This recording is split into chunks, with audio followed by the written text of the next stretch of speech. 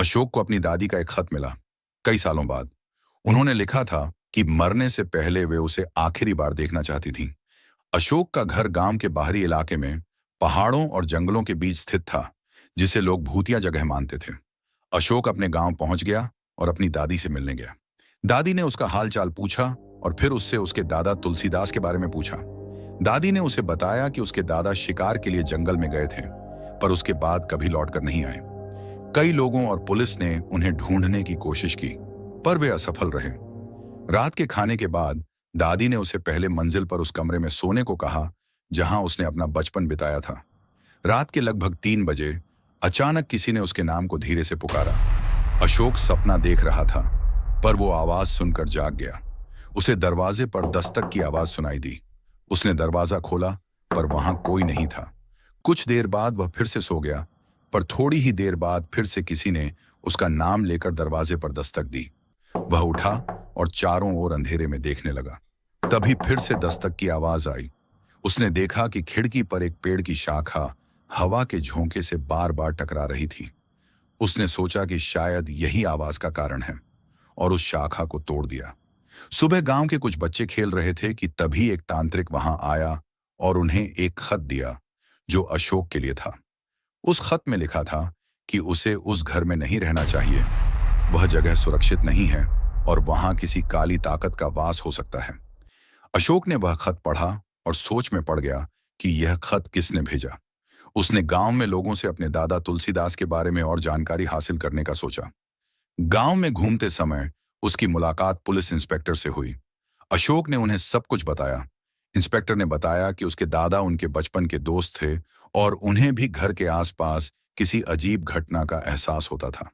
उन्होंने बताया कि तुलसीदास इन घटनाओं से बहुत परेशान थे और इससे छुटकारा पाने की कोशिश में थे, लेकिन एक दिन अचानक वे गायब हो गए। इंस्पेक्टर ने यह भी बताया कि अशोक की बुआ सुनीता, जो विदेश में रहती थीं, अपने पिता के गायब होने की खबर सुनकर गांव आई थीं, लेकिन वह भी रहस्यमय तरीके से लापता हो गईं।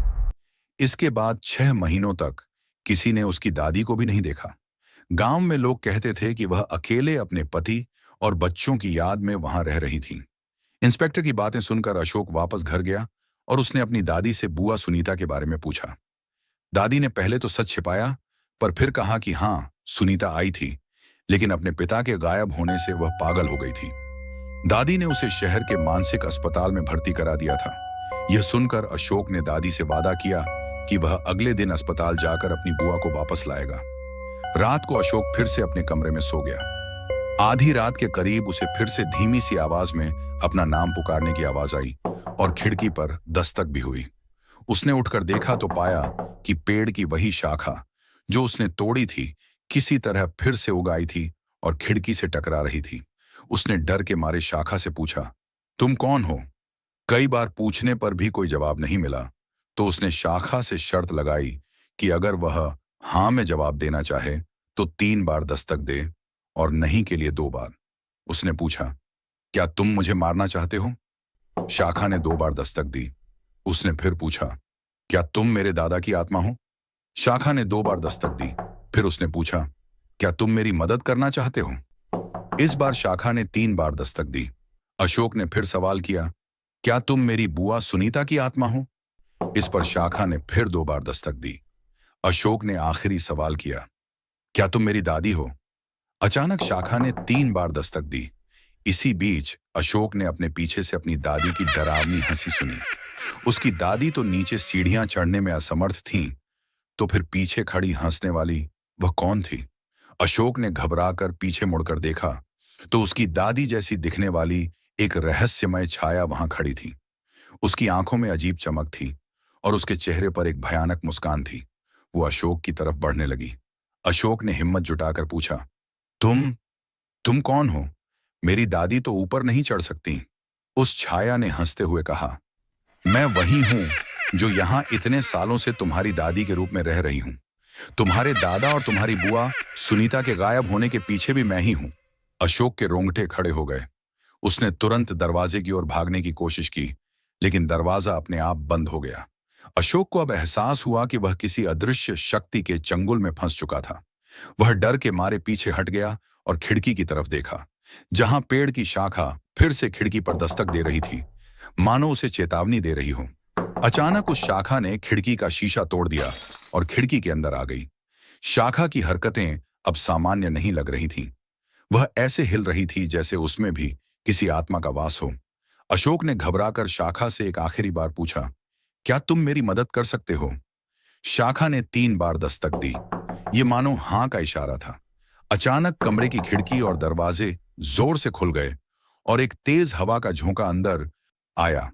उस झोंके के साथ ही वह डरावनी छाया, जो दादी की तरह दिखती थी, अचानक दर्द से चीख उठी और धीरे धीरे धुंधली होकर गायब होने लगी। अशोक समझ गया कि उसकी दादी की असली आत्मा उस शाखा के माध्यम से उसकी मदद कर रही थी और उसे इस भयानक शक्ति से बचा रही थी।